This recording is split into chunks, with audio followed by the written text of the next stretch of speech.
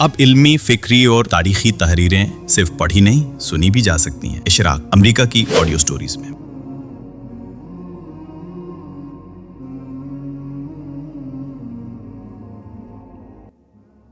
اختلاف قرات سے متعلق بعض احادیث کا مطالعہ۔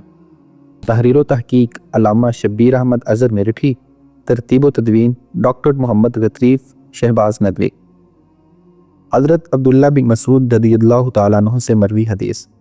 امام بخاری نے یہ حدیث صحیح میں 3 جگہ ذکر کی ہے اور امام احمد نے بھی اس کی روایت کی ہے۔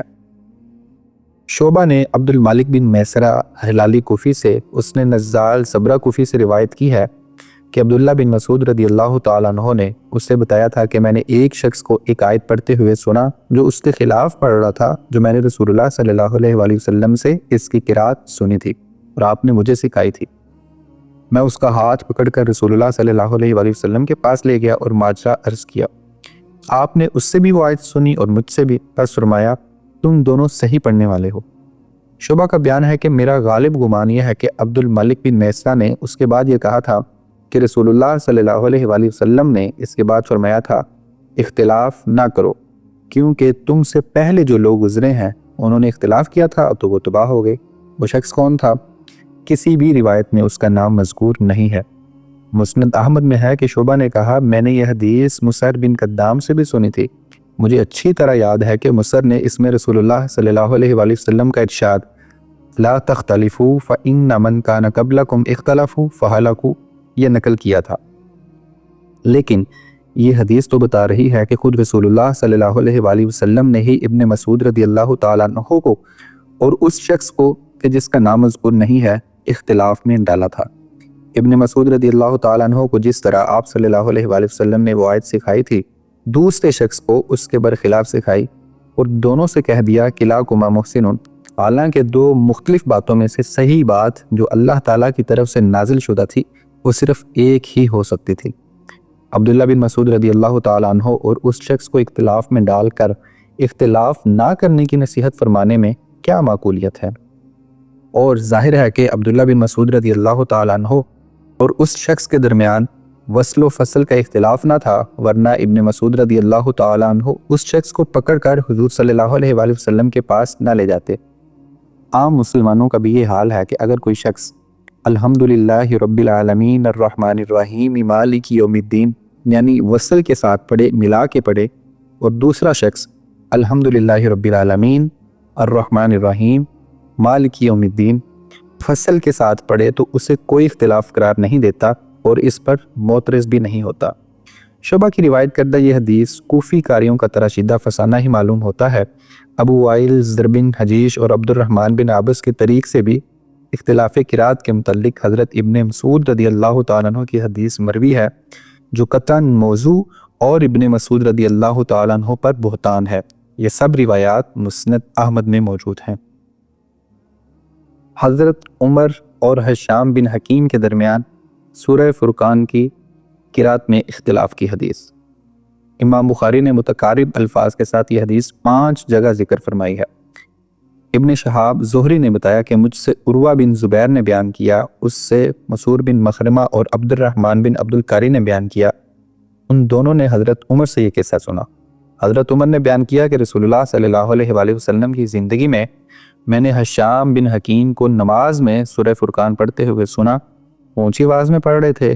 میں کان لگا کر سننے لگا تو میں نے سنا کہ وہ بہت سے ایسے کلمات پڑھ رہے ہیں جو رسول اللہ صلی اللہ علیہ وآلہ وسلم نے مجھے نہیں پڑھائے تھے، حالانکہ مجھے سورہ فرقان آپ ہی نے پڑھائی تھی۔ مجھے سخت غصہ آیا کہ یہ شخص قرآن کریم میں تحریف کر رہا ہے، کچھ کا کچھ پڑھ رہا ہے۔ قریب تھا کہ میں نماز میں ہی اس پر جھپٹ پڑھوں، لیکن میں نے ضبط کیا۔ جب اس نے سلام پھیر دیا تو میں نے اسی کی چادر اس کے گلے میں ڈال کر کھینچی اور ڈپٹ کر پوچھا کہ یہ سورت تجھے کس نے پڑھائی؟ اس نے کہا رسول اللہ صلی اللہ علیہ وآلہ وسلم نے۔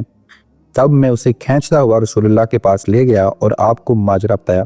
آپ نے فرمایا اسے چھوڑو تو صحیح ہے شام، سورہ فرقان پڑھو۔ شام نے اسی طرح پڑھی جس طرح میں نے اسے سنی تھی۔ رسول اللہ صلی اللہ علیہ وآلہ وسلم نے فرمایا ٹھیک ہے، کہ سورت اسی طرح اتاری گئی۔ پھر فرمایا اے عمر اب تم پڑھو۔ میں نے اسی طرح پڑھی جس طرح رسول اللہ صلی اللہ علیہ وآلہ وسلم نے مجھے پڑھائی تھی اور میں نے یاد کی تھی۔ آپ نے فرمایا ٹھیک ہے، یہ سورت اسی طرح اتاری گئی ہے۔ بے شک یہ قرآن 7 حرفوں پر اتارا گیا ہے، تو اس میں سے تمہیں جو بھی آسان ہو پڑھو۔ اس حدیث کے متعلق 3 باتیں پیش خدمت ہیں۔ اول، اس سے لازم آتا ہے کہ خود رسول اللہ صلی اللہ علیہ وآلہ وسلم نے عمر اور حشام دونوں کو اختلاف اور غلط فہمی میں ڈالا تھا معاذ اللہ۔ جب آپ نے عمر کو سورہ فرقان پڑھائی تھی تو یہ نہیں بتایا تھا کہ اس سورہ کی فلاں آیت کو تم اس طرح بھی پڑھ سکتے ہو۔ عمر رضی اللہ تعالیٰ عنہ کو آپ صلی اللہ علیہ وآلہ وسلم نے ان حروف سے بے خبر رکھا جن حروف پر اسے پڑھنے کی تعلیم حشام بن حکیم کو دی تھی۔ اگر عمر رضی اللہ تعالیٰ عنہ کو وہ حروف معلوم ہوتے تو انہیں حشام پر غصہ نہ آتا، اور جب آپ نے حشام کو یہ صورت پڑھائی تو انہیں یہ نہیں بتایا کہ اس کی فلاں آیت کو تم اس طرح بھی پڑھ سکتے ہو۔ حشام کو آپ نے ان حروف سے بے خبر رکھا جن حروف پر اسے پڑھنے کی تعلیم رضی اللہ تعالیٰ عنہ کو دی تھی، حالانکہ وہ حروف جن سے آپ نے عمر رضی اللہ تعالیٰ عنہ کو بے خبر رکھا اللہ تعالیٰ کے اتارے ہوئے تھے۔ آپ صلی اللہ علیہ وآلہ وسلم نے اللہ کے نازل فرمودہ کچھ حروف حضرت عمر رضی اللہ تعالیٰ عنہ سے بھی چھپائے اور حشام سے بھی۔ اتفاقیہ حضرت عمر حشام سے سورہ فرقان نہ سن لیتے تو ان حروف کا علم نہ عمر رضی اللہ تعالیٰ عنہ کو ہوتا نہ حشام رضی اللہ تعالیٰ عنہ کو۔ سوال یہ ہے کہ کسی عقل مند مسلمان سے یہ توقع کی جا سکتی ہے کہ اس لازم آنے والی بات کو باطل نہ سمجھے؟ ہرگز نہیں۔ ہر مسلمان یہی عقیدہ رکھتا ہے اور یہی حقیقت ہے کہ رسول اللہ صلی اللہ علیہ وآلہ وسلم نے بے کم و کاست اللہ کی نازل فرمودہ آیات بندوں تک پہنچائی ہیں، کوئی حرف یا کلمہ نہیں چھپایا، اور جس بات سے کوئی غلط بات لازم آئے وہ فی الواقع خود غلط ہوتی ہے۔ بنا بری حضرت عمر اور حضرت حشام رضی اللہ تعالیٰ عنہما کے متعلق یہ قصہ جو زہری نے بیان کیا ہے قطعاً غلط اور بے اصل ہے۔ دوسری بات، معلوم ہے کہ حضرت ابوبکر اور حضرت عمر رضی اللہ تعالیٰ عنہ کی شدید نگرانی میں پورا قرآن مجید ایک مصحف میں لکھا گیا، تو سورہ فرقان میں وہ حروف کہاں ہیں جو حضرت عمر رضی اللہ تعالیٰ عنہ کو معلوم نہ تھے، جن کا حشام بن حکیم رضی اللہ تعالیٰ عنہ کو علم نہ تھا؟ اس کی ایک توجیہ یہ کی گئی ہے کہ حضرت حشام بعد میں ایمان لائے تھے، اس لیے بعض عرابیوں کو ایک ہی لفظ کو مختلف لہجوں پر پڑھنے کی اجازت کی وجہ سے ان کو بعض لہجے غیر قریش کی یاد ہو گئے تھے، مگر اس حدیث میں خود یہ الفاظ آئے ہیں کہ عمر رضی اللہ تعالیٰ عنہ کی جرح کے جواب میں حشام کہتے ہیں مجھے اسی طرح خود رسول اللہ صلی اللہ علیہ وآلہ وسلم نے اس کی تعلیم دی ہے، لہٰذا یہ توجیہ تکلف بارد لگتی ہے اور پاؤں چلنے والی نہیں۔ تیسری بات، اس حدیث کے آخر میں زہری نے بتایا ہے کہ رسول اللہ صلی اللہ علیہ وآلہ وسلم نے فرمایا قرآن 7 حرفوں پر اتارا گیا ہے، فَقْرَؤُوا مَا تَيَسَّرَ مِنْهُ، اس میں منہ کی ضمیر مجرور 7 احرف کی طرف راجع ہے، لہٰذا منہا ہونا چاہیے نہ کہ منہ، حالانکہ فَقْرَؤُوا مَا تَيَسَّرَ مِنْهُ میں اللہ تعالیٰ کا قول ہے جو سورہ مزمل کے اواخر میں مذکور ہے، اس میں ضمیر مجرور یقیناً قرآن کی طرف راجع ہے۔ زہری نے اللہ تعالیٰ کے قول کو اس حدیث کے آخر میں پیوند کر کے اسے رسول اللہ صلی اللہ علیہ وآلہ وسلم کا قول قرار دے دیا۔ زہری کا خیال ہوگا کہ اس کی یہ تلبیس کسی پر نہ کھلے گی، الغرض یہ حدیث سراسر باطل ہے۔ زہری پر بے جا اعتماد کر کے اور غور و فکر سے کام لیے بغیر امام بخاری رحمۃ اللہ تعالیٰ علیہ نے اسے صحیح کا درجہ دے دیا ہے۔ مسلم، ترمذی، نسائی اور احمد نے بھی اس کی تخریج کی ہے، لیکن زہری کے علاوہ کسی اور شخص نے عروہ بن زبیر سے اس کی روایت نہیں کی۔ ہم سمجھتے ہیں کہ زہری نے یہ حدیث عروہ سے نہیں سنی، نہ عروہ نے بیان کی، کسی یاوگو نے عروہ کی طرف منسوب کر کے زہری کو سنا دی تھی، زہری نے اس کا نام تک ذکر نہیں کیا۔ اسناد میں ان عروہ تک کہا تھا، جیسا کہ امام مالک کی اسناد میں ہے۔ زہری کے دیگر شاگردوں نے غلطی سے ان عروہ کے بجائے اخبرنی عروہ یا حدثنی عروہ کہہ دیا۔ بہرحال حدیث ضعیف ہے اور کہیں پہ بھی استدلال کے قابل بالکل نہیں۔ 7 حرفوں کے متعلق حضرت ابن عباس کی طرف منسوب حدیث، زہری نے عبید اللہ بن عبداللہ بن عتبہ بن مسعود سے، اس نے حضرت عبداللہ بن عباس سے روایت کی ہے کہ رسول اللہ صلی اللہ علیہ وآلہ وسلم نے فرمایا جبریل نے مجھے قرآن 1 حرف پر پڑھایا تو میں برابر 1 سے زائد حرف پر پڑھنے کی ان سے خواہش کرتا رہا۔ جبریل نے کہا 2 حرف پر پڑھ لیا کریں، پھر میرے اصرار پر 3، پھر 4، پھر 5، پھر 6 حروف پر پڑھ لینے کو کہا، آخر میں 7 حروف پر پڑھنے کی اجازت دی۔ یہ حدیث شروع سے آخر تک غلط ہے۔ اسے روایت کرنے والوں میں سے کسی نے بھی یہ نہ سوچا کہ 1 سے زائد حرف پر پڑھنے کی خواہش رسول اللہ صلی اللہ علیہ وآلہ وسلم کو کیوں ہوئی؟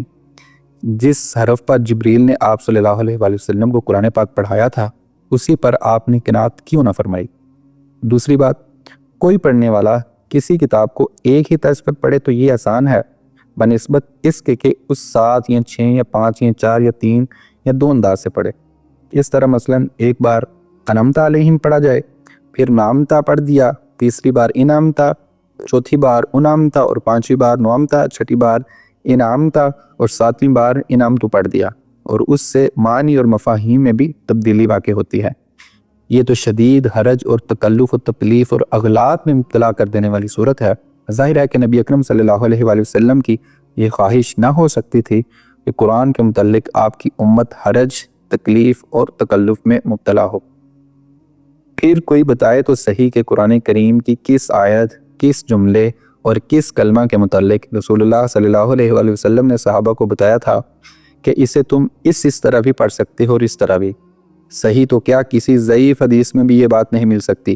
رسول اللہ صلی اللہ علیہ وآلہ وسلم نے صحابہ کرام کو قرآن کریم سکھایا، صحابہ سے بے شمار تابعین نے سیکھا اور ان سے بے شمار تبع تابعین نے۔ اسی طرح ہر دور میں تواتر اور تسلسل کے ساتھ قرآن کریم جملہ، آیات و کلمات سمیت نقل ہوتا ہوا آج ہم تک پہنچا ہے۔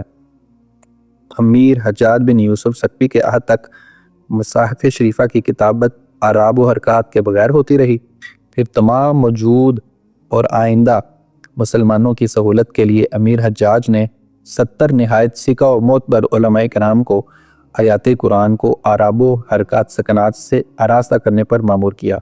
وہی مصحف پوری دنیا میں پڑھا جاتا، یاد کیا جاتا اور آج تک چھاپا جاتا ہے۔ مگر برا ہو اختلاف سے گرویدگی اور شغف رکھنے والوں کا کہ انہوں نے قرآن کریم کو بھی اختلاف کی اماج کا بنا دینے کی بھرپور کوششیں کی ہیں، اور اس اختلاف کو حق ثابت کرنے کے لیے مرفوع حدیثیں بھی گھڑیں، صحابہ کرام کی طرف منسوب کر کے آثار بھی تصنیف کیے۔ جاہل اور اللہ سے نہ ڈرنے والے راویوں نے ان موضوع احادیث و آثار کو روایت کر کے مسلمانوں میں پھیلایا، اور محدث مصنفین نے سادہ لوحی اور عدم بصیرت کی وجہ سے انہیں اپنی کتابوں میں درج کر دیا۔ ہماری تحقیق میں انہی موضوع احادیث میں سے یہ زیر بحث حدیث بھی ہے جس کی زہری نے عبید اللہ سے اور اس نے عبداللہ بن عباس سے روایت کی ہے۔